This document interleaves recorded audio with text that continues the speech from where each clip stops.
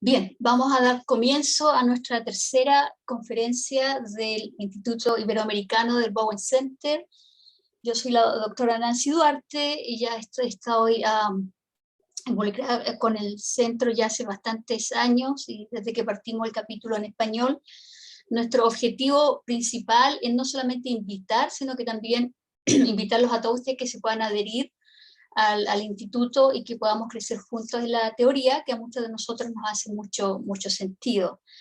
Esta es nuestra tercera conferencia. Generalmente nuestras conferencias, porque como nos interesa promover la teoría, son gratuitas, aunque invitamos a la gente a hacer una donación voluntaria de $10 a través de la página por la cual ustedes se inscribió. Les quiero... lo que nos convoca hoy, ¿cierto? El tema es pensar desde la teoría de Bowen en términos de adolescentes que abusan de otros niños. Entonces, para eso tenemos invitado a Alejandro Astorga, que es psicólogo, terapeuta familiar, tiene un magíster en terapia familiar, un máster en la Academia de Psicoterapia de la Familia en Roma, tiene un magíster en Derecho, o maestría en Niñez, Adolescencia y Familia de la Universidad de Eco Portales en Chile. Es docente de un programa de posgrado en terapia familiar multigeneracional de la Universidad Mayor en Chile y, por supuesto, miembro del Instituto Iberoamericano del Centro Bowen para el Estudio de la Familia. Alejandro, además, tiene a su cargo la jefatura técnica de la Corporación Opción en Chile, que es una corporación que se especializa en temas de infancia, adolescencia y familia, y que atiende anualmente a más de 15.000 niños y niñas. Para hacer una breve introducción, tradicionalmente la conducta sexual abusiva que un joven adolescente desarrolla hacia sus pares o hacia otro niño o niña tiende a entenderse desde un enfoque individual, y así mismo el proceso clínico se orienta a caracterizar su funcionamiento psicopatológico. Por el contrario, la visión de la teoría de los sistemas familiares de Bowen nos permite desarrollar una comprensión de este comportamiento más como un síntoma o manifestación de un proceso emocional más amplio. Desde esta perspectiva se entiende la conducta abusiva de carácter sexual en un adolescente que puede presentar hacia sus pares u otro niño como una manifestación más bien relacional que involucra a todo el sistema familiar, siendo fundamental considerar la conducta abusiva como una forma extrema de función emocional del sistema familiar. Esta presentación que Alejandro nos tiene hoy forma parte de un proceso de investigación que todavía está en curso, que él a través de la Corporación Opción está desarrollando en 5 centros de atención a jóvenes adolescentes que presentan estas conductas abusivas. Así que bienvenidas y bienvenidos todos. Les voy a pedir que, como yo estoy moderando, y vamos a tener esta noche a Alicia Cruzat, otra psicóloga, también ella que se encuentra en Chile, yo estoy en la ciudad de Chicago, en Estados Unidos. Va a hacer algunos comentarios de la presentación, yo también voy a hacer algunos breves comentarios, pero nos interesa que todas las preguntas vayan directamente al chat y vamos a mantener control de ellas. Así que buenas noches, Alejandro, bienvenido.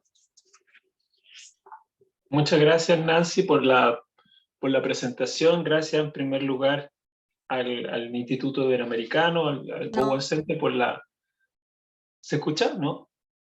¿Sí? Ok. Gracias también por la invitación, por la oportunidad de compartir estas ideas. En primer lugar, simplemente agradecer, comentarles que este es un espacio, como les voy a señalar, que se enmarca en poder difundir en castellano, en español, ya las ideas de Murray Bowen, lo cual es un agrado. Creo que es un desafío permanente buscar muchas veces las mejores traducciones también de los contenidos y los conceptos. Estoy súper contento en primer lugar porque veo varias caras conocidas, tanto del grupo iberoamericano, de la gente de la Corporación Opción, gente de la Universidad algunas personas que ya egresaron de la Universidad UNIAC, por lo que estoy viendo aquí también en las imágenes, y otras que parece, por lo que veo, que están estudiando también, y gente de República Dominicana con la cual también nos hemos encontrado en otros espacios de formación, así que un gusto encontrarnos, caras conocidas que ayudan obviamente a facilitar este espacio y que sea finalmente de intercambio, ¿ya? Y agradezco, por supuesto, a Mariana Martínez, que también yo creo que nos va a querer dar algunas palabras en algún momento a propósito de lo que ha sido el desarrollar en castellano, en español, las ideas de Power. Así que eso. Bien, voy a compartir mi pantalla, compartir algunas ideas. Ok, me voy a ir acá, desde el principio, ¿ya? Voy a bajar esto un poquito.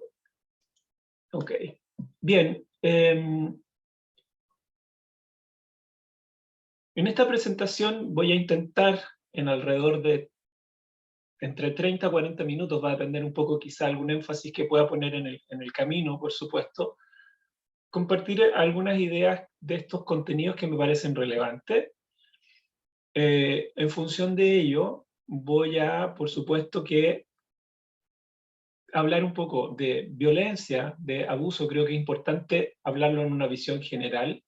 Voy a intentar hacer una distinción entre estos dos modelos de acercamiento a la conducta sexual abusiva que presenta un adolescente, y también voy a intentar mostrar en lo posible un pequeño ejemplo con algunas de estas distinciones. ¿Ya? Les pido obviamente que tomen nota de las preguntas, las puedan poner a lo mejor en el chat o en sus apuntes. Vamos a dar un espacio para abordarlas, por supuesto, y también dentro de lo posible generar reflexiones a propósito de esto, tanto de Nancy como de Alicia. No me voy a centrar mucho en esto, lo que ustedes ven, sino más bien señalar que habitualmente se pone en foco o se ha entendido la conducta sexual abusiva que presenta un adolescente, poniendo énfasis particularmente en una edad que bordea los 18 años, los 17 años. Aquí lo que me orienta es prestar especial atención a los adolescentes jóvenes, vale decir la etapa de adolescencia temprana.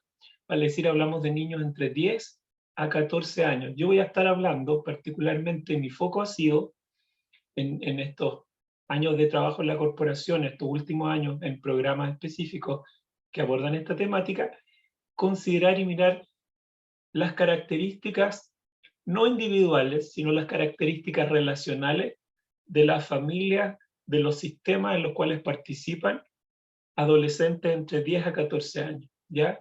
Entendiendo que la adolescencia es una etapa de los 10 a los 19, nos queremos poner en este foco. Que en el caso de nuestro país, yo estoy hablando en el caso de Chile, justamente corresponde con la edad de niños que son inimputables penalmente, ¿ya? Entonces, 10 a 14 años, adolescencia temprana, se denominan en algunos lugares, otros lo llaman adolescentes jóvenes, ¿ya? Que están siendo atendidos por programas de manera ambulatoria, vale decir, siguen en sus casas, y algunos están en sistemas de cuidado alternativo, vale decir, familias de acogida, y algunos de ellos, alrededor del 10% en total, está también en algunas residencias de protección, ¿ya? Pero la gran mayoría está con sus familias, vive con sus familias, ¿ya? Como yo les decía, no es una presentación de violencia y abuso, pero tengo que tocar este tema para desarrollar esta reflexión.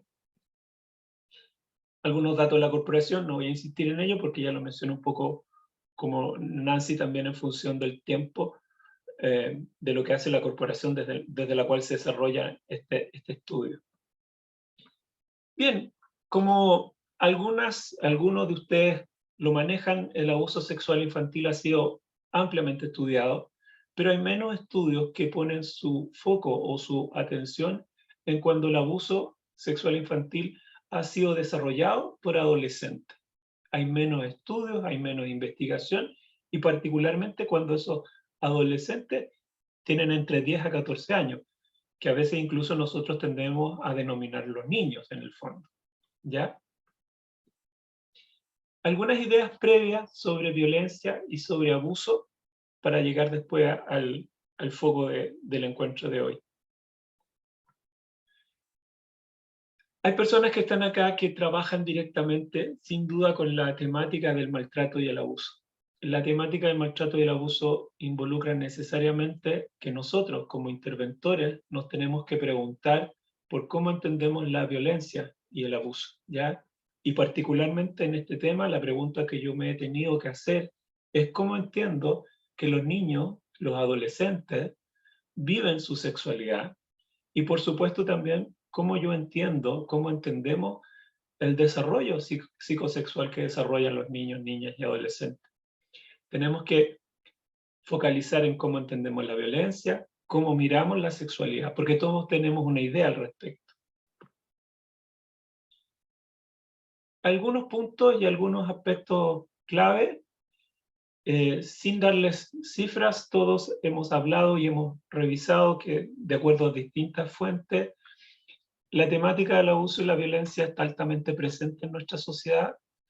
Incluso a partir del COVID-19, distintos estudios anticipan, pronostican, predicen, en definitiva, no solo aumento actual de procesos de violencia en distintos contextos, sino también en el proceso futuro. En nuestro caso, en el caso de Chile, hay alguna experiencia, alguna situaciones de connotación donde surge violencia en contexto escolar, por ejemplo, ya a propósito de este proceso progresivo de retorno a la presencialidad.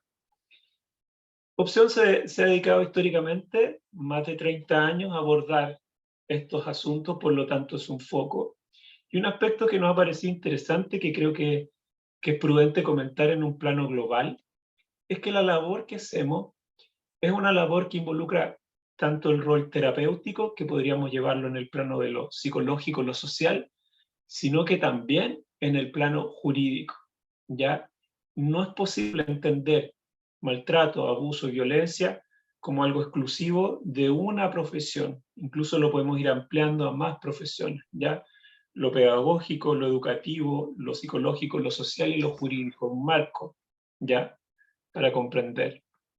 Ahora bien, yo voy a desarrollar más adelante la idea de que para hablar de este tema tenemos que mirar la violencia que desarrollamos en nosotros mismos y mirar también la violencia y el abuso como manifestaciones de distintos ámbitos, por supuesto, pero que están unidas, vale decir, hay violencia entre adultos, hay violencia de adultos hacia niños, pero en este caso la violencia que ejercen los propios adolescentes también la vamos a mirar con un foco particular. Es interesante, ustedes ya han tenido experiencia sin duda en que la temática, no solo de la sexualidad, sino la temática de la violencia y la temática del abuso en sí generan alta reactividad en los profesionales, en los equipos. Cuando digo reactividad quiero decir funcionamiento automático, ya la sociedad también se altera frente a estos temas. ¿Qué se ha visto? Y es importante señalar este foco, que muchas veces prestamos especial atención en los efectos de la violencia y los malos tratos, pero prestamos poco foco a cuáles son los antecedentes al contexto previo, al contexto relacional que está a la base de la violencia. Esto se nota mucho más cuando consideramos que hay más foco en la intervención luego de que ocurre la violencia y el abuso, lo cual es por supuesto entendible, pero hay muy poco foco, la verdad, en la prevención o en la promoción del buen trato, ¿ya? Hay tres elementos que voy a desarrollar más adelante en el entendido de que vamos a mirar la práctica abusiva que desarrollan adolescentes. Desde la perspectiva relacional en general, vamos a mirar la violencia en un continuo funcionamiento. Desde la perspectiva relacional, vamos a hacer una invitación a comprender la violencia y el abuso no como fenómeno. La literatura tradicional habla bastante del fenómeno de la violencia, del fenómeno del abuso, como si fuesen situaciones excepcionales, inusuales, particulares. Sin embargo, estos procesos ocurren y son además procesos relacionales, ¿ya? Hay una distinción interesante ahí. Y por otro lado, mi experiencia, particularmente la teoría que les voy a compartir, o de las ideas de la teoría que les voy a compartir, dice relación con que en definitiva comprender un proceso o una relación violenta, maltratante o abusiva requiere conocer el proceso emocional a la base de ella. Y ese proceso emocional es un proceso multigeneracional, es un proceso que tiene una historia y un proceso que hay más involucrados que solamente quienes participan, quizás físicamente, de esta relación. ¿Ok? Hay una serie de, digo yo, malos entendidos cuando se empieza a pensar en la violencia como un proceso relacional, ¿ya? No quisiera centrarme en estos aspectos, pero sí es importante decir, en términos globales, que pensar relacionalmente no quiere decir que no haya quien agrede y quien recibe la agresión, ¿ya? Lo que quiere decir la perspectiva relacional es que si quiero comprenderlo como un proceso, requiero mirar la globalidad de la relación. Esto no quiere decir que hay un culpable, que hay una víctima, quiere decir más cosas que van más allá de lo que vemos tradicionalmente en esta perspectiva, ¿ya? A veces se piensa que como la persona que recibe la violencia desde un plano relacional puede o debería hacer cosas, no debemos protegerlo. Todo lo contrario, desde una perspectiva relacional es lo primero que tenemos que hacer. Desde una perspectiva relacional, tampoco es que se busca una causa específica en la generación anterior. Tenemos que ir más allá de esa generación. Y bueno, como ustedes ven en esta lámina, hay más malos entendidos. La verdad acerca de cómo se entiende la violencia, o se confunde la comprensión de la violencia desde el plano relacional, ¿ya? Quien agrede es responsable del acto que ha realizado. Ok, sin entrar en mayor detalle para priorizar por el tema que les quiero compartir, voy a comentar algunas ideas, ¿ya?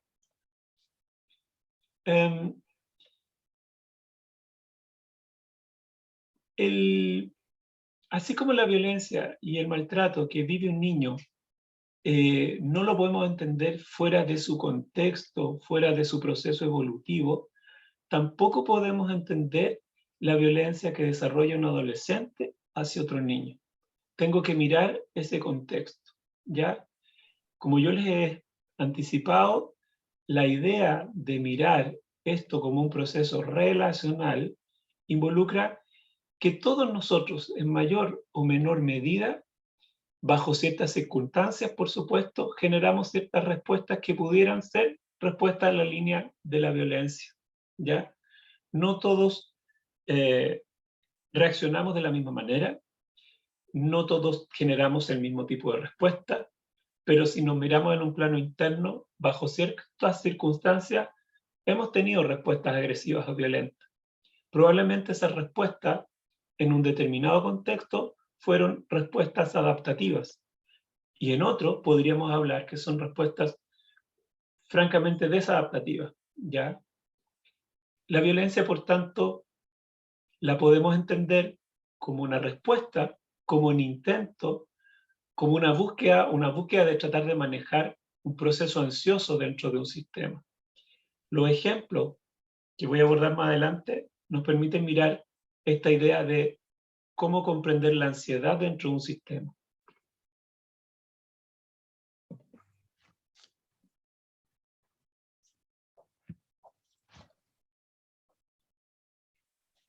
Cuando se empieza a mirar la violencia y el abuso en un plano relacional, tenemos que tocar temas sensibles, temas emocionalmente dolorosos, temas que afectan al sistema. La experiencia ha indicado que eso, desde las ideas de Bowen, lo podemos mirar como un proceso emocional. Y si miramos a la familia en un foco particular, hay ciertos patrones en la familia.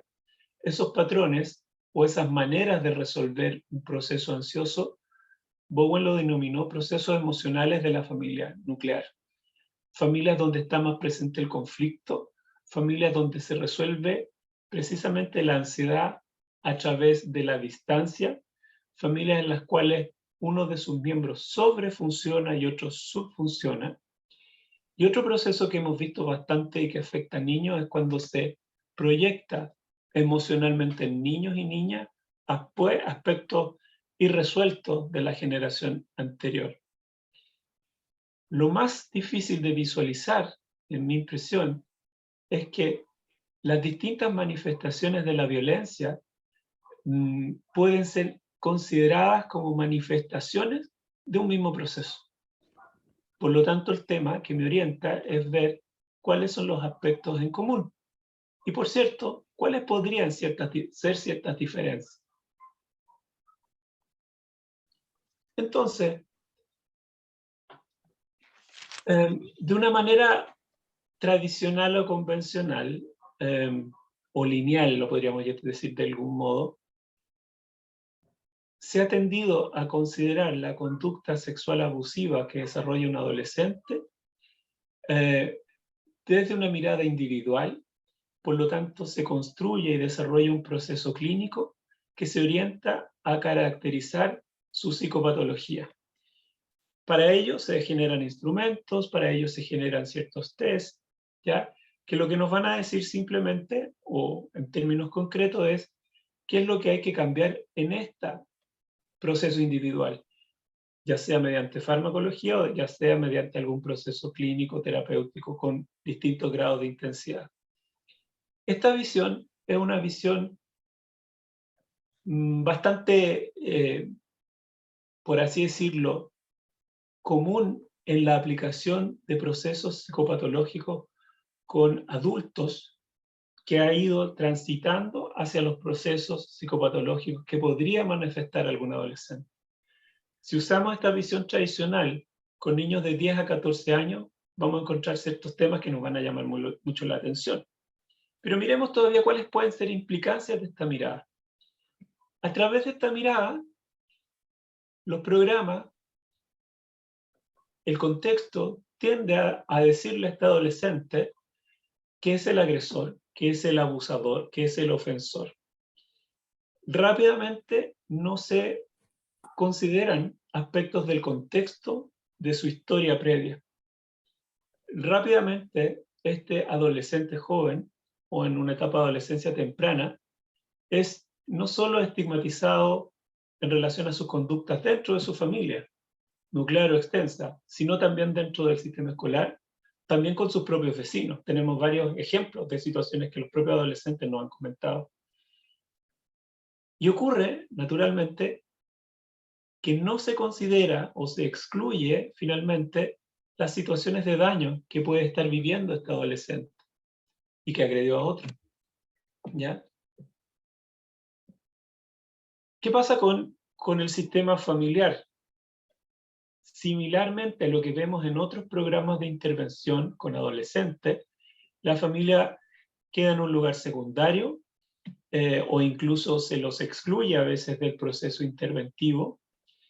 Se los excluye tanto para tratar de comprender el origen de los comportamientos, así como también respecto de constituirse en una unidad de intervención o de tratamiento. Finalmente, esta mirada lo que reafirma no es solo la estigmatización, sino también la polarización, que en definitiva los procesos de proyección social se proyecta en este adolescente procesos de nuestra sociedad a nivel del rechazo, a nivel de sus conductas. Quizás más adelante voy a tocar algo de esto. ¿Qué le pasa a los padres con esta mirada convencional? Lo hemos visto también en diversos tipos de programas, centros de atención, a los cuidadores o a los padres. Un modelo individual o un modelo centrado en los adolescentes les acomoda, ¿ya? Se valida esa visión individual. Dejan de participar y dejan de sentirse protagonistas de este proceso. Otros, la escuela, los tribunales o incluso el propio adolescente, reciben la tarea y la responsabilidad crucial del cambio y de resolver el problema. Pero los padres, los cuidadores que viven con él, quedan excluidos. ¿Qué es lo que pasa clínicamente? La familia no se percibe como parte crucial del tratamiento, ¿ya? Por lo mismo, como adquieren relevancia otros actores, que termina pasando que distintos programas sociales, distintas, en ocasiones, instituciones, comienzan a abordar a la familia, lo cual no hace más que fragmentar un proceso interventivo. ¿Qué me ha enriquecido, qué me ha servido en la teoría de los sistemas familiares que desarrolló Bowen para mirar esta temática en particular? Uno es el desafío de comprender el comportamiento, la conducta abusiva, más bien como un síntoma, ¿ya? Más bien como manifestación de un proceso mucho más amplio, ¿ya? Permite considerar la conducta abusiva en el marco de ciertos eventos nodales, eventos significativos que han ocurrido al interior del sistema, y en el marco de procesos abusivos y de violencia que estaban operando antes en la familia y que estaban, como les voy a plantear también a nivel de hipótesis, incluso en el sistema de cuidado en que está el adolescente. En definitiva, la teoría de los sistemas familiares lo que permite es mirar una conducta abusiva como el fragmento, finalmente, de un proceso abusivo mucho mayor.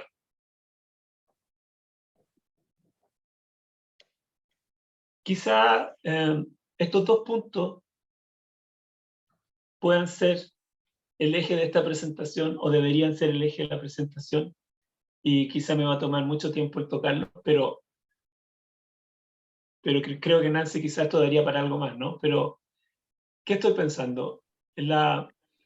Distintos autores, uno de ellos, Walter Smith, nos ha planteado que estudiando el abuso infantil se puede entender el nivel de fusión, el nivel, diríamos, de indiferenciación o de pegoteo que existe en un sistema familiar.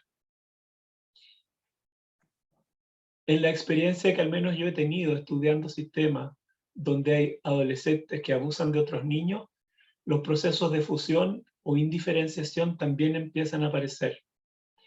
También empieza a aparecer como manifestación de procesos de proyección, que no solo ocurren en la familia, sino que también ocurren en otros sistemas.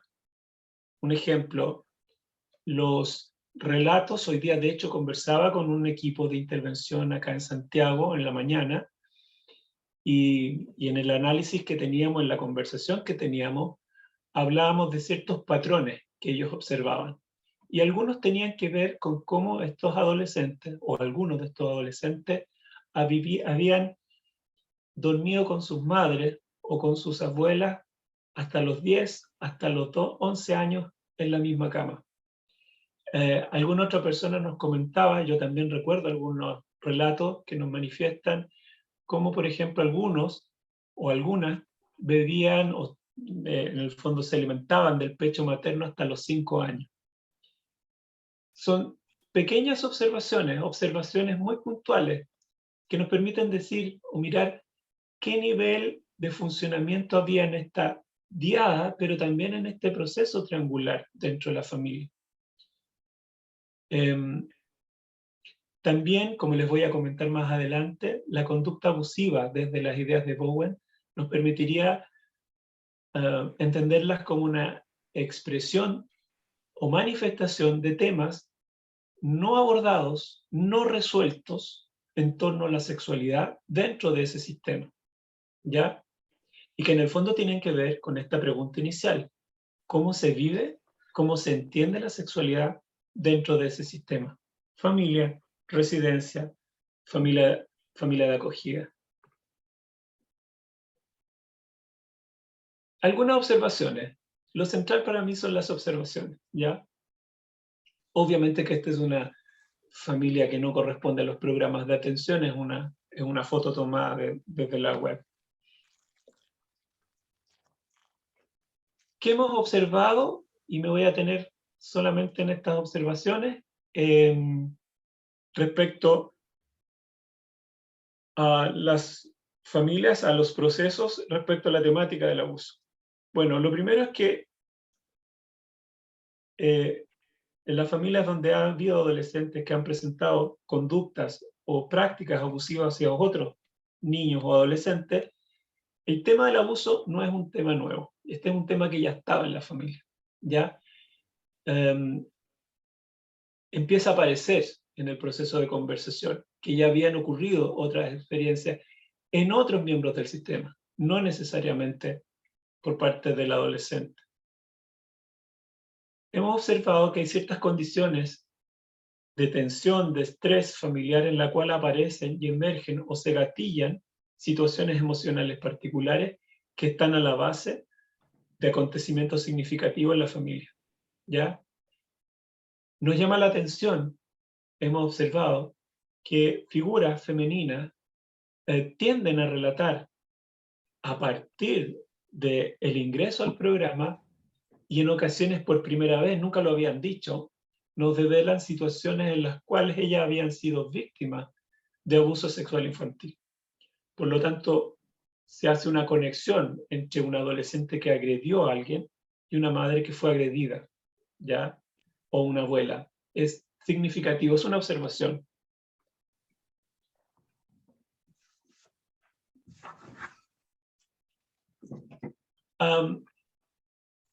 Hay otros datos que queremos después trabajar también en términos de datos bien duros, pero ahora los quiero compartir solo como información. Una parte de los adolescentes ha tenido experiencias previas como víctimas de abuso sexual dentro de su familia. Una parte de estos adolescentes que han vivido experiencias abusivas han tenido procesos de tratamiento, pero lo que nos refieren es que esos procesos de tratamiento no fueron finalizados, fueron incompletos, o las situaciones de maltrato o de abuso se mantuvieron o no fueron interrumpidas del todo. Hay un nivel en que los padres o cuidadores niegan la existencia de conductas abusivas por parte de sus hijos, a pesar de que hay relatos que van en esa línea. Aquí hay observaciones que me parecen interesantes. Habitualmente, las residencias de cuidado de niños nos refieren a un adolescente por haber desarrollado una conducta. Evidentemente, que lo que hemos observado es que hay más adolescentes que han participado de esa situación abusiva y con mayor antigüedad, con mayor gravedad, con mayor recurrencia que lo informado inicialmente. Hemos observado que hay ciertos eventos nodales, procesos abusivos y de violencia que operan en el sistema de cuidado en que está ese adolescente. Por lo tanto, la conducta abusiva hay que mirarla desde esa lógica, ¿ya? Ya hay abuso anterior en la residencia, ya hay abuso, ya hay experiencia abusiva en esta familia en proceso de adopción o en esta familia que está acogiendo a este niño.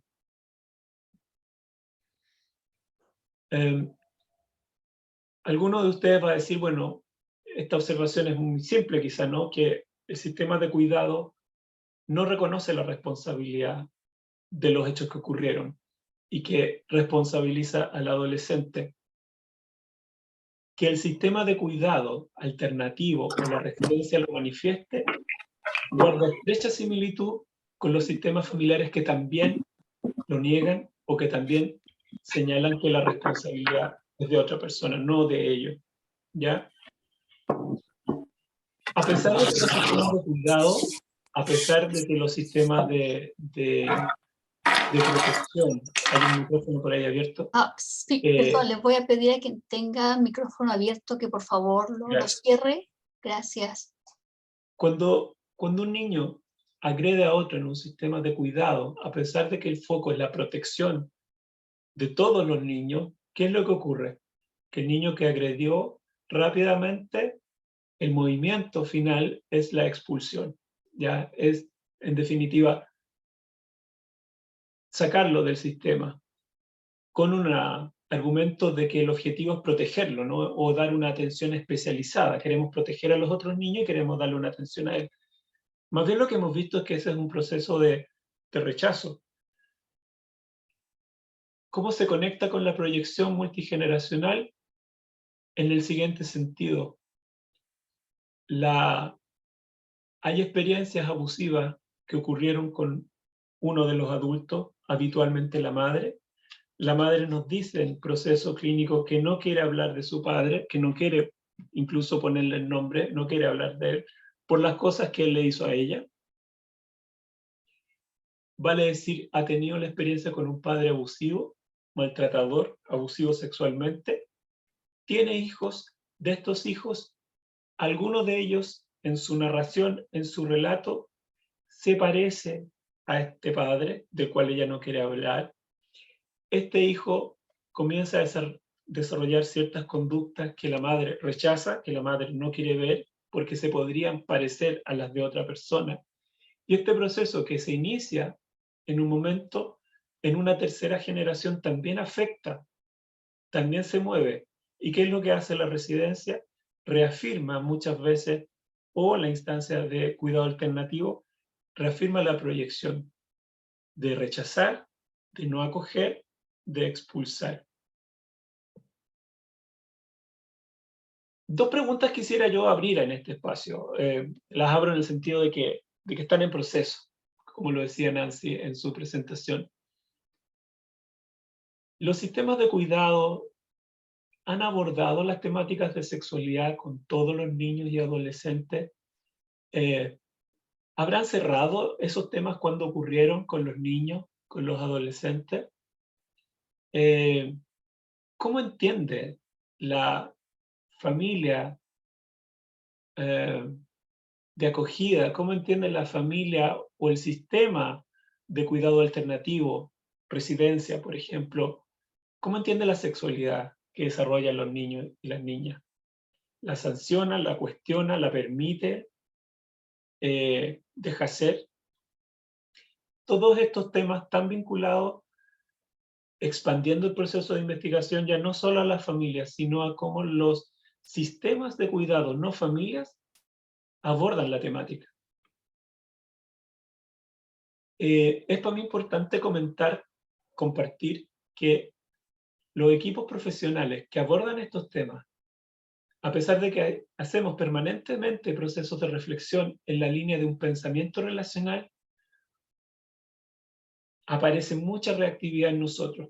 Y cuando aparece reactividad, particularmente en situaciones más complejas, en situaciones más duras en algún sentido, rápidamente volvemos a modelos individuales o a modelos lineales.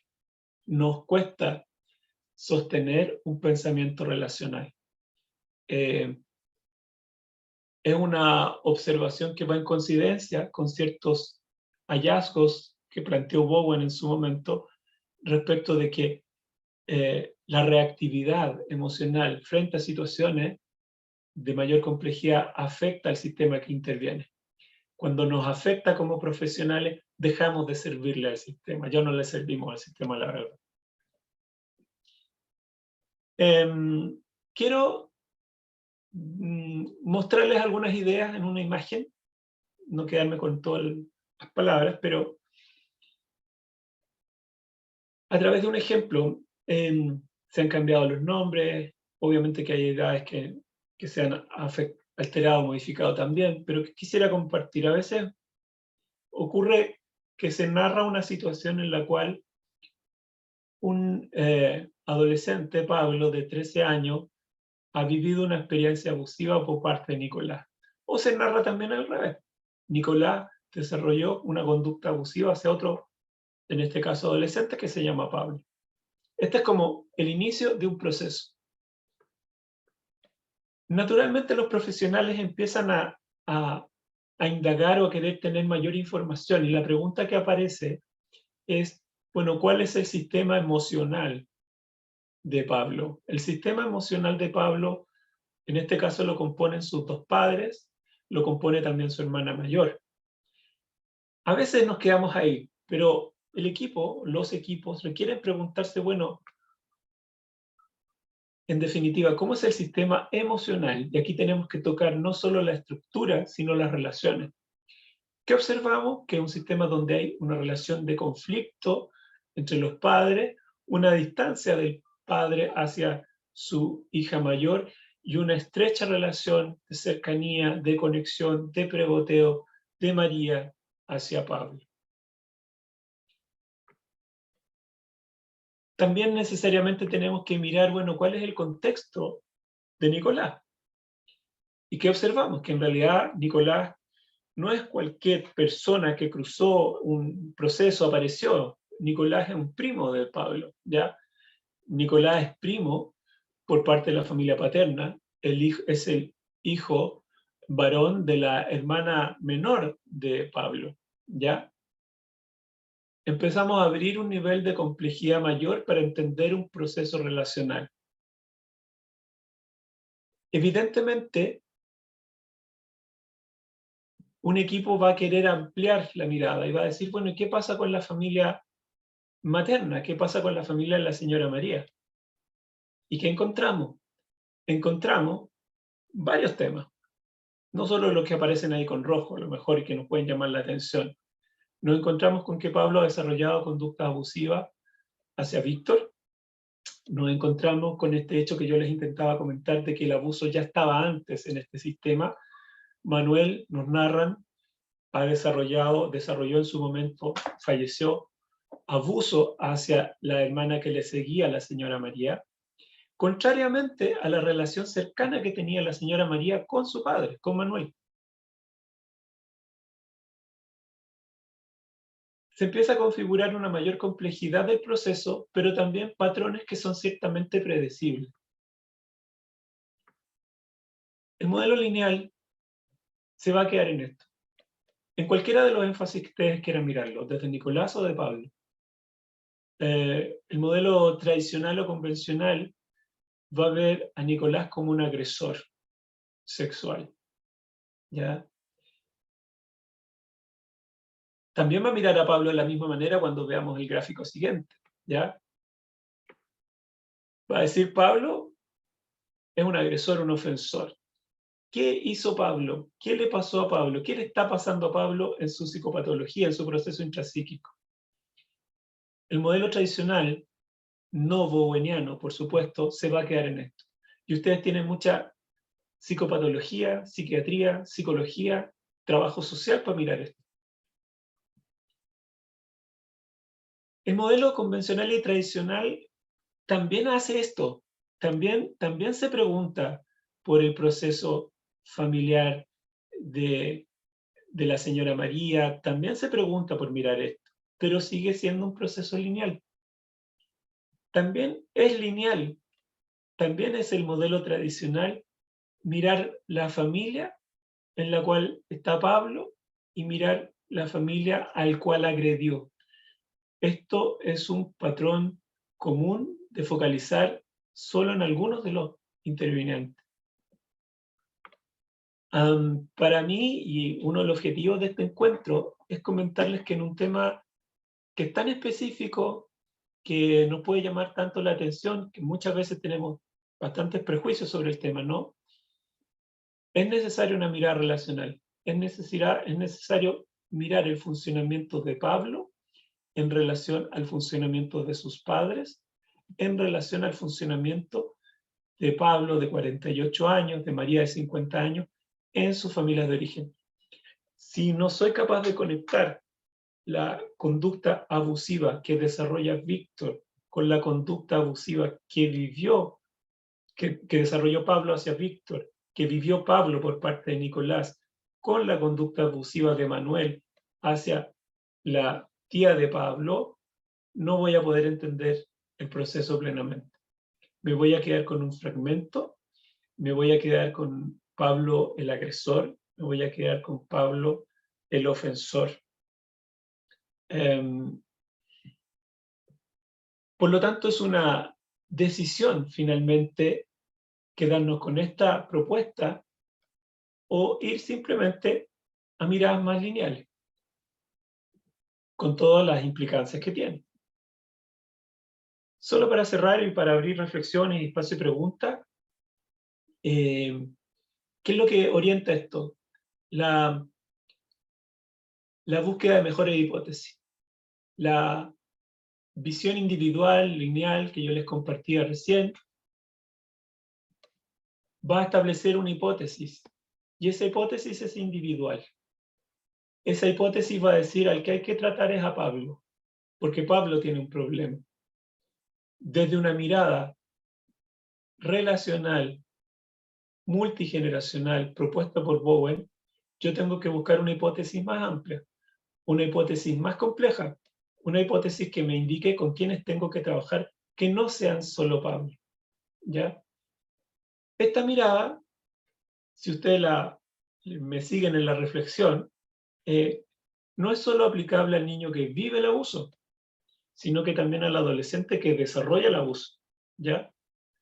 Por lo tanto, yo puedo quedarme con hipótesis lineales, con tratamientos individuales. Los programas que abordan temáticas de niños que han vivido experiencias abusivas han avanzado a incluir a una red más amplia. Los programas en los cuales participan adolescentes que han agredido sexualmente a otros niños están en ese proceso, ¿ya?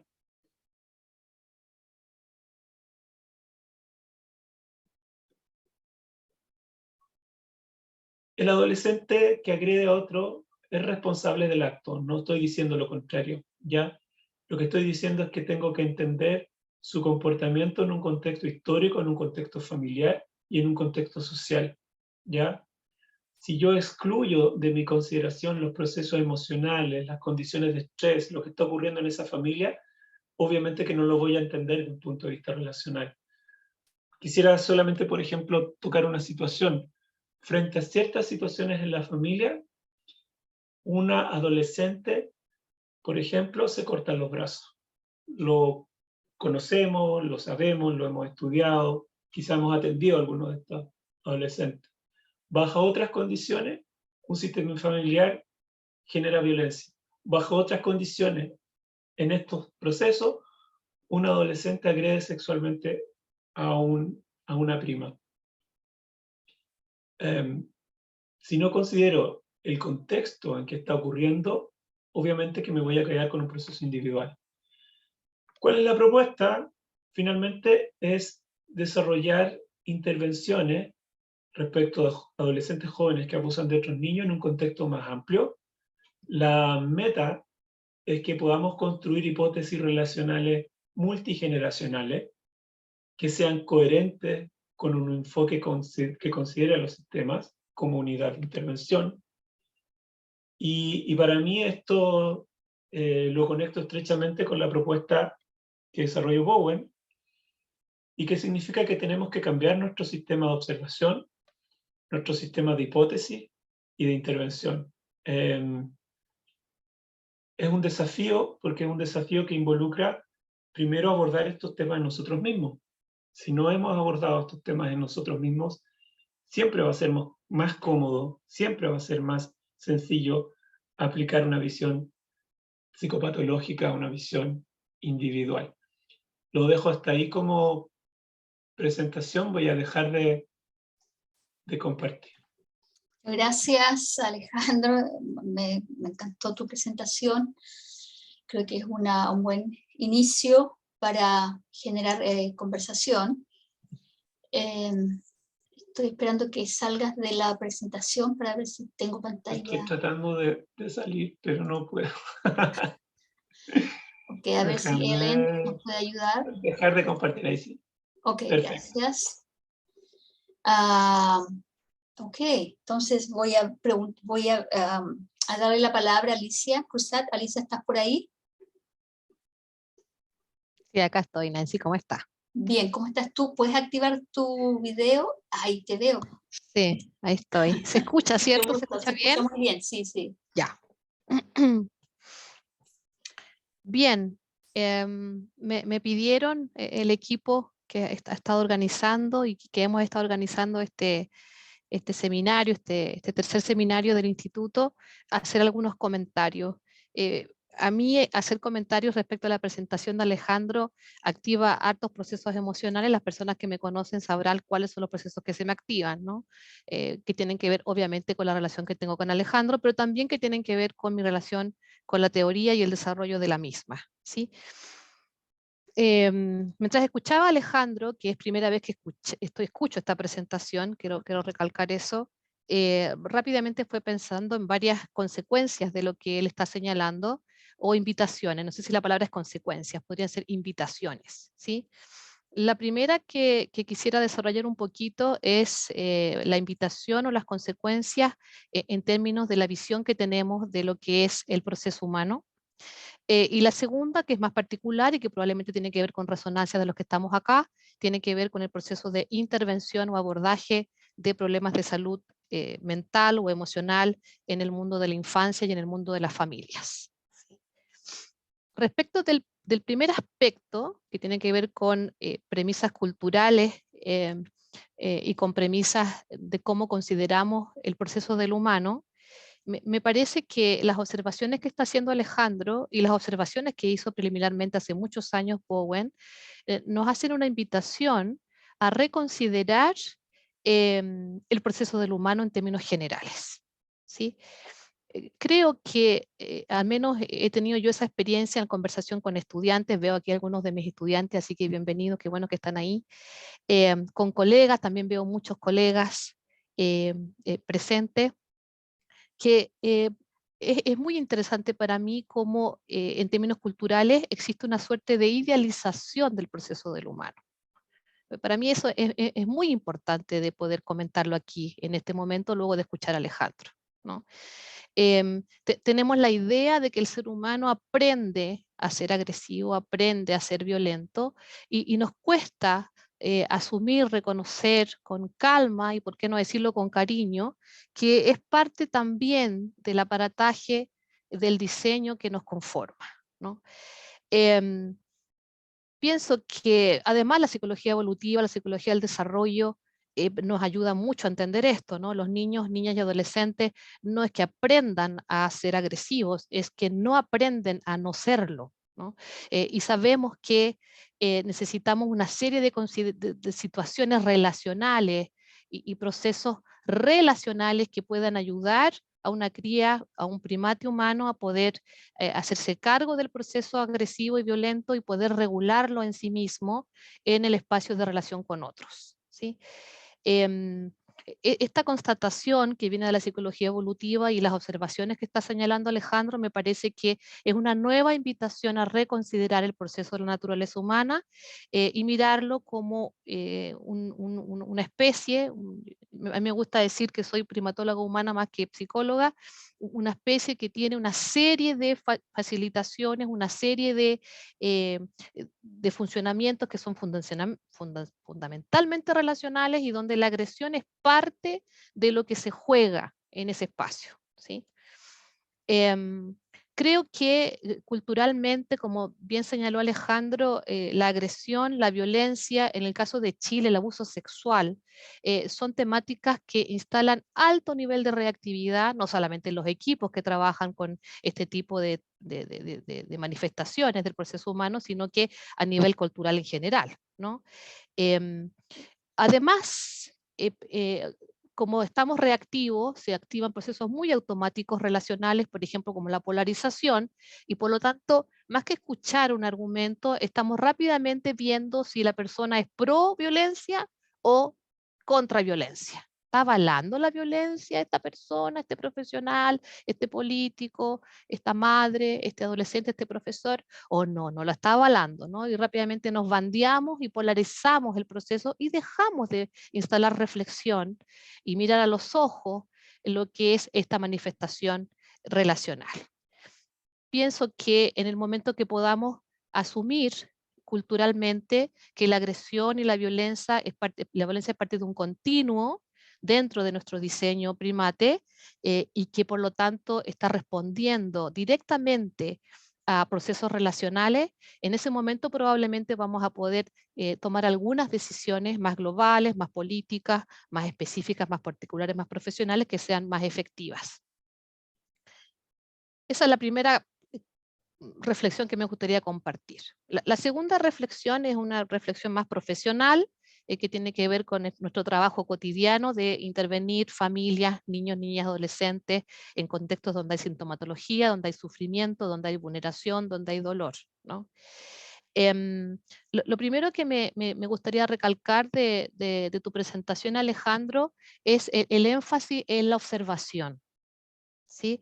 Me parece que que es un punto de partida para cualquier abordaje científico de un proceso, se pierde mucho en el espacio cotidiano de lo que significa trabajar con familias y trabajar con niños, trabajar con adolescentes.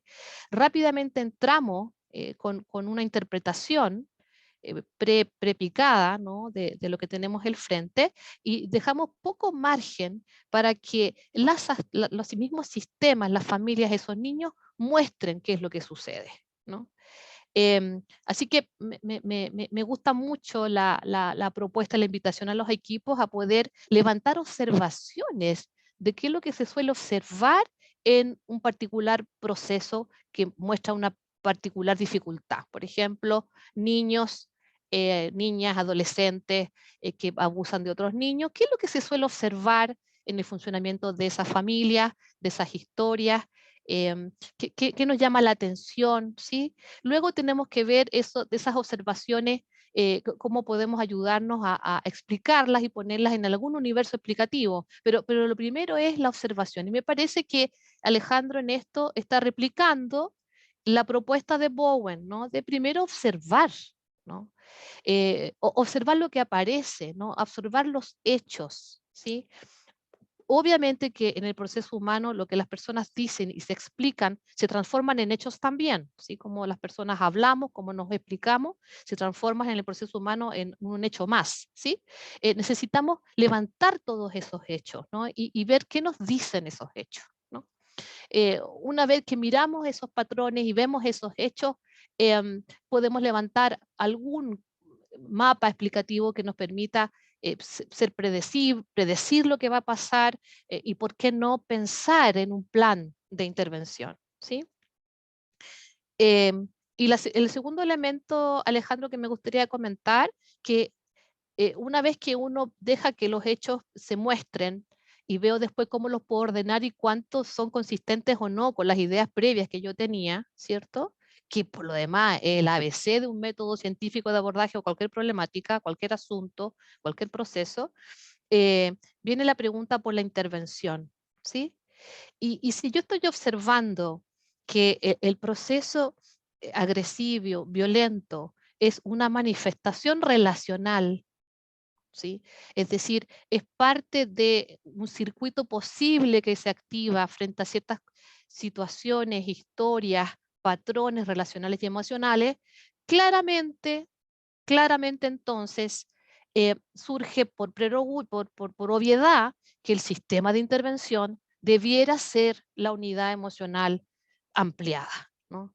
Y ahí tenemos hartos desafíos técnicos para poder conversar, ¿no? ¿Cómo hacemos ese abordaje, esa unidad ampliada? ¿De qué manera? ¿En qué pasos? ¿Por dónde partimos? ¿Por dónde navegamos? ¿Cómo finalizamos? ¿A quién citamos? Tenemos un montón de preguntas que tenemos que contestarnos, pero si los hechos nos están mostrando que es una manifestación relacional, si yo sigo pensando que el chico que tira la piedra en una plaza de mi país responde a una dinámica que ocurre solo dentro del sujeto, la consecuencia de ese abordaje es atender a ese chiquillo y ver y descubrir cuál es el rasgo psicopatológico que lo mueve, ¿no?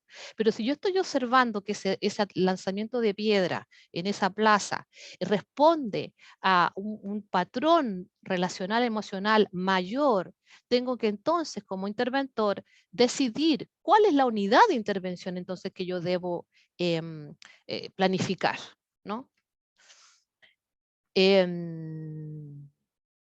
Quiero agradecer a Alejandro por esta invitación a mirar el proceso abusivo, agresivo y violento como parte de lo que nos constituye. Pienso que ese es el principal camino para sentir que yo puedo hacer algo, porque puedo reconocer entonces que yo también soy parte de ese continuo. Muchas gracias, Alejandro. Muchas gracias Alicia. En relación, me robaste el tema de la observación, pero bueno, quienes manejamos un poco la teoría, sabemos que por ahí se empieza, ¿verdad? Entonces lo que voy a hacer es que voy a agregar un poco, a lo mejor, a los conceptos que Alejandro ya mencionó. Me encanta esa idea, Alejandro, que tú propones de buscar mejores hipótesis relacionales. Porque fíjate que hay una invitación menos reactiva. Nosotros vivimos en sociedades a nivel global en donde hay mucha reactividad emocional. Entonces, el aprender a mirar los sistemas relacionales, los diferentes sistemas relacionales y cómo se arma este entramado, ¿verdad? Y los diferentes términos que le queremos dar.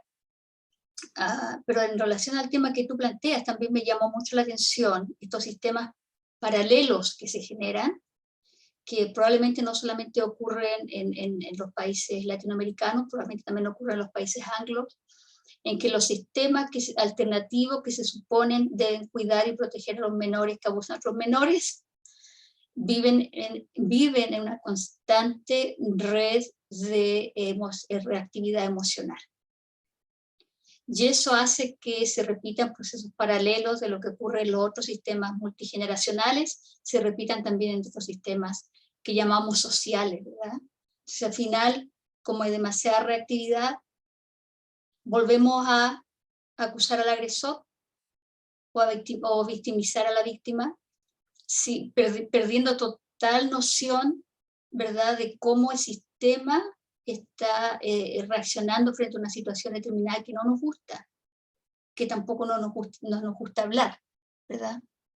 Entonces, eso me llamó mucho la atención de tus observaciones, o sea, cómo estos sistemas alternativos no aceptan responsabilidad. Entonces, como no se aceptan, hay que buscar a un culpable, ¿verdad? Entonces, volvemos rápidamente a mirar a esta mirada un poco más lineal. Bueno, yo siempre quiero volver un poco a la base de la teoría, lo que la ansiedad en los sistemas emocionales hace, ¿verdad? Genera fusiona todo este tema de la muy baja diferenciación o no diferenciación, ¿cierto?, del self. Pero a lo mejor hay algo que nos tocaba aquí porque tu investigación está basada en niños que generalmente nosotros entendemos en nuestros sistemas sociales, que están en alta situación de vulnerabilidad o de alto riesgo. Pero de repente es bueno ampliar la mirada, y a lo mejor tú tienes mucho más que decir ahí respecto a qué pasa con los otros sistemas sociales, con lo oculto que no se ve. Porque sabemos que el abuso genera mucha vergüenza. Entonces no hablamos acerca de esto, ¿verdad? Bueno, yo voy a dejar hasta aquí mis comentarios. También fui invitada a comentar, y bueno, aparte de moderar, entonces quiero también abrir la tribuna a las personas que nos han estado acompañando. Hemos tenido 97 participantes esta noche, un buen número, que se sienten en la libertad de abrir sus micrófonos y sus videos, y entonces todos podemos vernos y escucharnos. Alguien pregunta, ¿el tema del abuso también podría ser aplicado al bullying?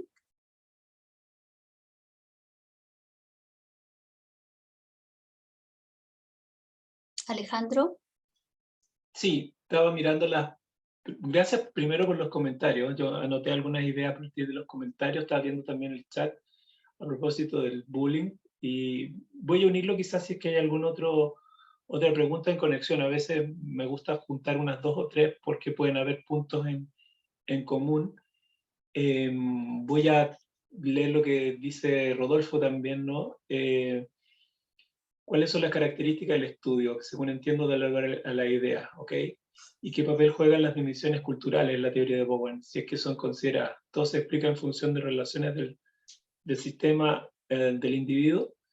Perfecto, muy buenas preguntas. ¿Y qué más? ¿Hay algún comentario?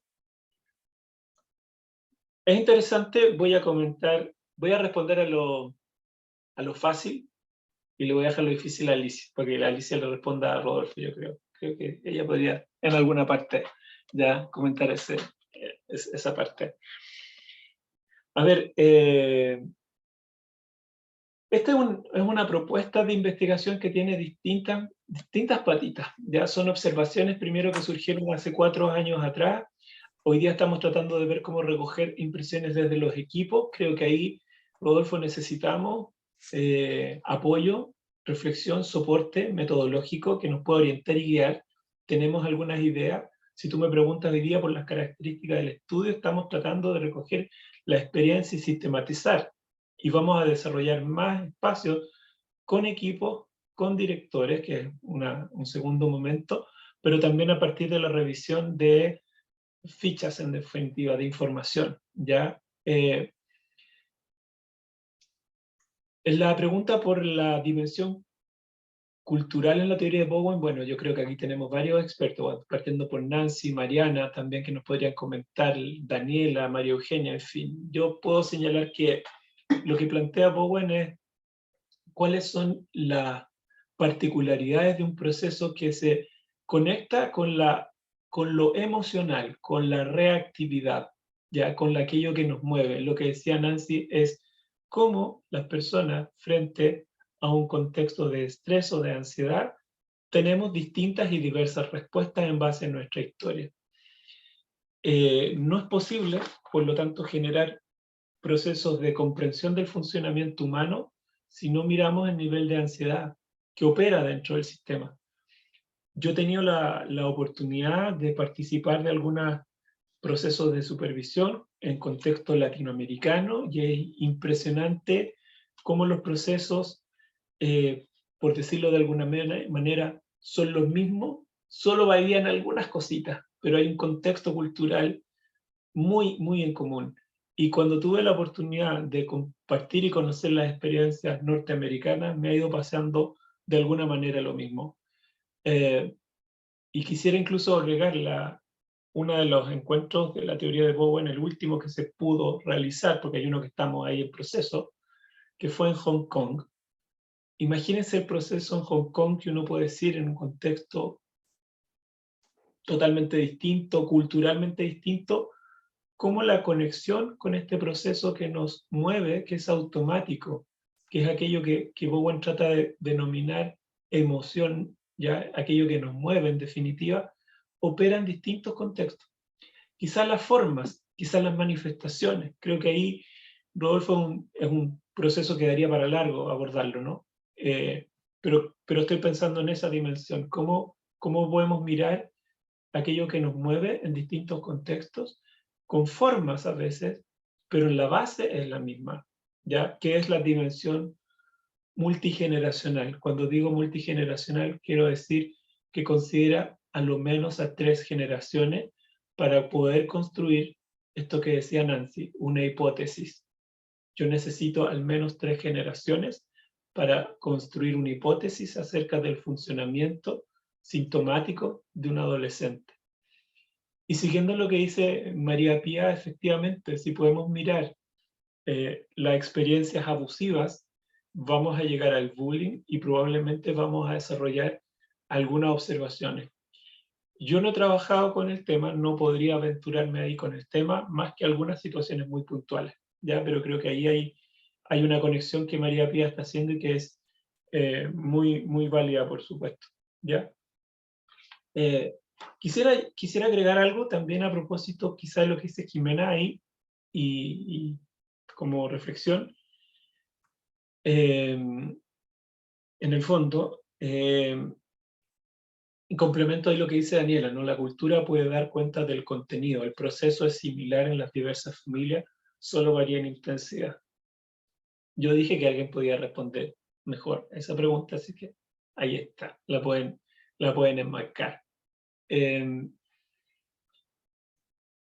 Antes de abordar lo que señalaba también Jimena ahí, yo quiero decir que lamento o decepcionarlo en el siguiente sentido. Yo no he hablado del cómo se hace la intervención, no he hablado prácticamente de los conceptos de Bowen, ¿ya? Por lo tanto, pueden haber muchas preguntas en esa línea. Lo que más me ha interesado son las observaciones. ¿Cuáles pueden ser observaciones trabajando con estos adolescentes?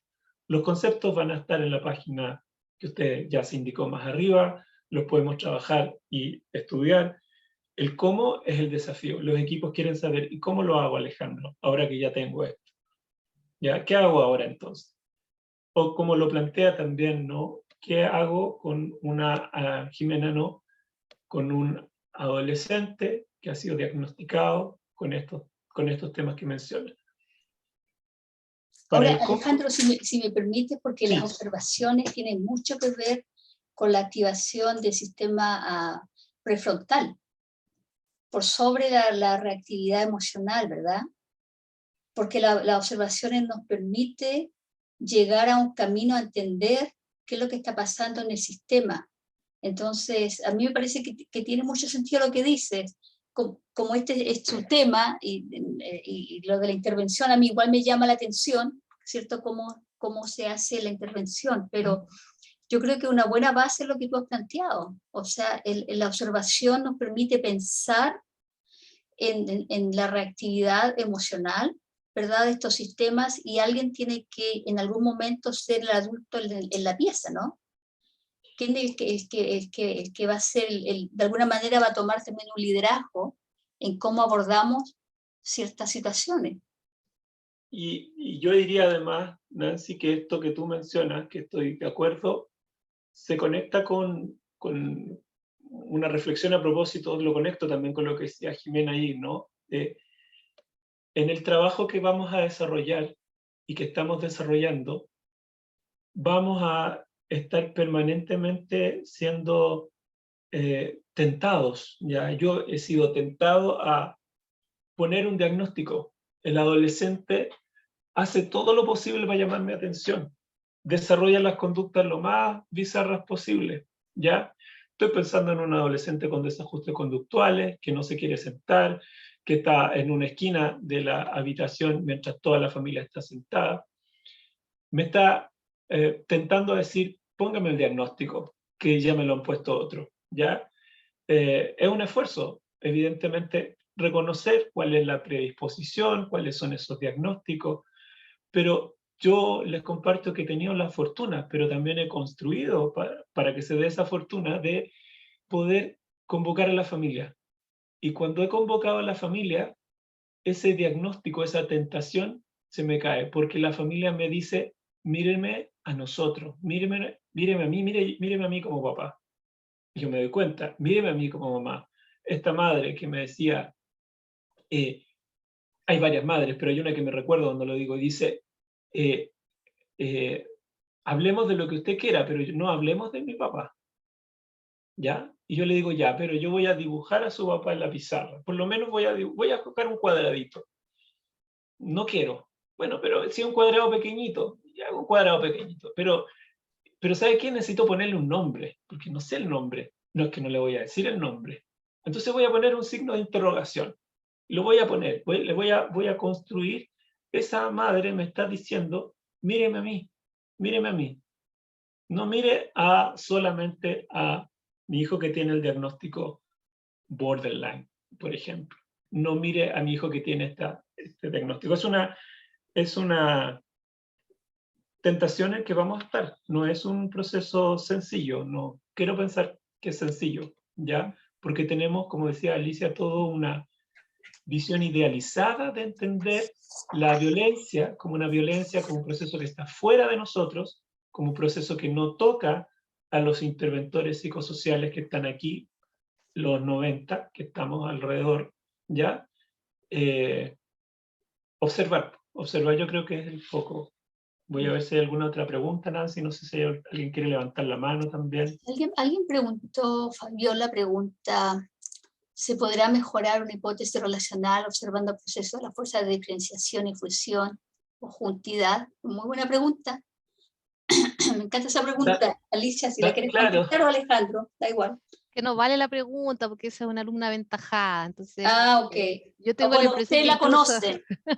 yo pienso que ella además tiene alguna idea de respuesta y que quiere que se la confirme probablemente, ¿no? Efectivamente. Es sencillo. Yo creo que no hay otra manera de mejorar una hipótesis relacional. No hay otra manera, no hay otra manera, porque todo lo que nosotros observamos y esas observaciones que hacemos, y que Alejandro y el equipo y estos años de observación de esta familia ayudaron a identificar esos patrones, esas observaciones, lo que nos está mostrando, ¿no? Son los patrones de juntidad y cuánto pedacito de individualidad se ha podido mover dentro del sistema familiar, ¿no? Y sabemos que si se mueve algo más, como dijo Nancy, de corteza prefrontal, si aparece algo de calma, de menos ansiedad, de menos reactividad, rápidamente aparecen otros recursos para abordar esos procesos dolorosos que no requieran, que no necesiten a un adolescente queriendo llamar la atención para no hablar de los temas importantes, ¿no? Entonces, me parece que es el camino, pues, Fabiola, ¿no? El gran tema es cómo se da el proceso de ansiedad y diferenciación en el propio interventor, y ahí entramos en la pesadilla de decir churra. Quiero ayudar, churra es como una exclamación chilena para los que no están aquí. No se entiende. No sé, podría no entenderse. ¿Cómo se podría decir en otra cultura, no? Recorcholi, creo que el Chavo decía recorcholis. Em, También hay que asumir que nuestro nivel de reactividad es el principal demonio que tenemos que doblegar, ¿no? ¿Cómo doblegamos nuestra propia reactividad? Porque si no somos capaces de mantener algo de calma, ¿qué posibilidad tenemos de hacer alguna observación que pueda ser útil a ese sistema, ¿no? Y respecto de un pedacito de la pregunta de Rodolfo, que siempre hace preguntas que me dejan pensando tanto, ¿no? Es una pregunta un poquito por la libertad, ¿no? ¿Estaremos tan determinados por el proceso relacional? ¿Está todo explicado por lo que sucede en las relaciones de un individuo? No está todo explicado. Hay otro gran pedacito que es el nivel de diferenciación, ¿no? Que esa capacidad que puede tener ese sujeto de tener un sistema de autoobservación que le permita hacerse cargo de lo que le surge en el espacio relacional, ¿no? Ahora no es tan simple porque eso está en recursión también con la historia relacional que ha tenido el sujeto, y entonces miramos ahí cómo eso es un proceso al menos circular, al menos recíproco, pero también, ¿por qué no decirlo, al menos multigeneracional, ¿no? Así que no podemos nunca descartar que ese adolescente también hay un margen en que puede observar lo que ha hecho y asumir una responsabilidad y gestionar su propia ansiedad. Ese también es un camino que tenemos que tener siempre abierto, ¿no?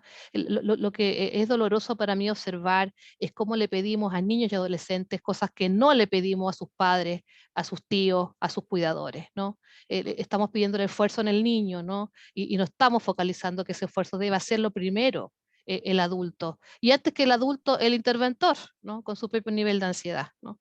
Así que tenemos aquí un circuito del cual hacernos cargo que es bien desafiante, pero por lo mismo, a quienes nos gustan los desafíos, estamos invitados a dar la batalla en eso, ¿no? Alicia, quisiera agregar algo que tú has dicho, porque la diferenciación del self, todos estos conceptos, ¿cierto?, que ha desarrollado la teoría de Bowen, tiene que ver con el trabajo que uno haga primero en sus propios sistemas emocionales, familiares, más que algo que yo le hago a otra persona. Y a veces eso es muy difícil entender, porque los psicólogos, trabajadores sociales, ustedes han usado la palabra interventores, ¿verdad?, pueden ser también, ¿cierto?, la representación de un sistema emocional mucho más maduro. Pero para eso, el interventor, el psicólogo, el trabajo social, quien quiera que sea, ¿verdad?, tiene que hacer el trabajo de diferenciación del self, trabajar en su propia individuation, como lo diríamos, individuación, en relación con su propio sistema emocional. Y eso es lo que lo constituye, esta teoría constituye bastante desafiante para la persona que está en este proceso. Entonces, me gusta como tú bien lo planteas. Quizá, si les parece, quisiera dar la palabra a lo mejor a Mariana. Si quisieras tú, Mariana Martínez, ha sido quien ha liderado el grupo iberoamericano del Bowen Center, que nos ha ido uniendo y juntando, y en función de ello quizá poder comentar algunas palabras, a lo mejor, Mariana, a nivel de comentarios, de cierre de este encuentro y de lo que viene, porque esto, como sabemos, esto es el principio, ya de muchas otras cosas esperamos también. Sí. Gracias Alejandro, Nancy y Alicia por esta presentación y esta reflexión, y lo que me emociona el día de hoy es saber que la teoría sigue estando viva y que sigue generando ideas para pensar y para después servir a nuestras sociedades. Cuando terminamos en un niño que tiene una situación difícil y en alguien que está pensando en cómo ayudar a ese niño o a esa familia, para mí todo empieza a tener sentido, ¿no? Entonces, la teoría no es una teoría nada más que es rica en sí misma y es por el conocimiento del ser humano, pero además en cómo se aplica y que hace la vida de las personas mejor. Para mí ahí todo cobra sentido. Pero no podemos hacerlo si no conocemos esa teoría, si no tenemos esas observaciones y si no tenemos un marco donde podamos organizar nuestras ideas de manera consistente y de manera que nos lleven a la realidad, a entender la realidad. Y por eso la importancia de seguir en el Bowen Center, promoviendo el estudio de la teoría. Y en español, así que voy a compartir un segundo mi pantalla. No me dan permiso. Perdón. En el Bowen Center seguimos haciendo esfuerzos para tener materiales en español y poder tener la teoría a la mano y poder construir la teoría en nuestros países también. Tenemos el libro de Dr. Kerr, La evaluación familiar, que estamos en proceso de evaluación, en proceso de traducción, y ponemos este esfuerzo también a disposición de ustedes, porque es para ustedes, los profesionales, que van a estar leyendo esta teoría. Y bueno, estamos en ello. Por supuesto, aceptamos donaciones al respecto, porque es todo un proceso que también cuesta. Y a ver si me dieron ya permiso. No, bueno. Después verán en la página web, les iremos mandando información sobre cómo va avanzando este proyecto. Para que puedas compartir. No, ya me dieron permiso. Se los voy a enseñar porque estamos muy orgullosos y ha quedado hermosísimo. Miren. El Instituto Iberoamericano del Bowen Center te invita a apoyar la traducción al español de este título sobre la teoría de Bowen. Y aquí tenemos a María Eugenia, nuestro grupo, que es la que impulsó este proceso y en realidad hizo la traducción, y estamos en proceso de No sé si se ve, no sé, yo al menos yo no veo nada, Mariana. ¿No? No, dice que comenzaste a compartir, pero no se ve el libro. A ver si ahora... A lo mejor Ellen lo puede mostrar. También. Porque Ellen lo mostró al comienzo de la presentación.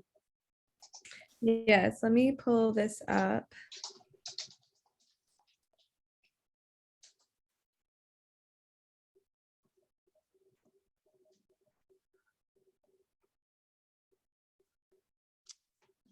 Todavía no se ve, dice que has comenzado a compartir tu pantalla.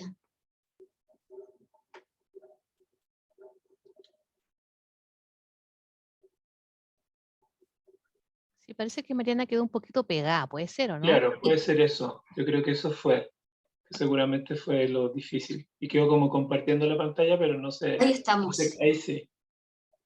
Ya, esto es de Ellen, lo está compartiendo. Bueno, este es el libro. Este es un libro que partió, como decía Mariana, vamos a esperar que se conecte, gracias a la iniciativa de una psicóloga de Chile. Y este ha sido un sueño, porque hemos participado algunos en revisar capítulos, y ahora lo que queremos hacer es levantar fondos para terminar de traducirlo. María Eugenia partió con esta idea, lo hizo sin que nadie lo pidiera, y este es como el resultado, ¿no? Así es que en ese sentido estamos contentos, porque este es un esfuerzo de un grupo no tan grande, al cual siempre estamos invitando a más gente a unirse y colaborar y crecer en el mundo iberoamericano, desde nuestros propios espacios, ¿verdad? Así es Muy que... bien. Yo de mi parte agradezco el espacio, la oportunidad de compartir esta idea. Estamos exactamente prácticamente a las 9 cerrando. Sí. Así que nos despedimos de mi parte. Nancy, te dejo para que tú cierres, y sí. Muchas gracias por su muchas tiempo. Gracias, muchas gracias. Ha sido un muy buen encuentro, como siempre. Alejandro, Alicia, bueno verlos. Por ahí vi María Eugenia. Y nos vemos hasta la próxima. Así que si les llega una invitación para un próximo seminario, siéntanse la libertad de compartir. ¿Okay? Muchas gracias. Gracias. Chao, chao. Chao. Chao, muchas gracias. Saludos a todos.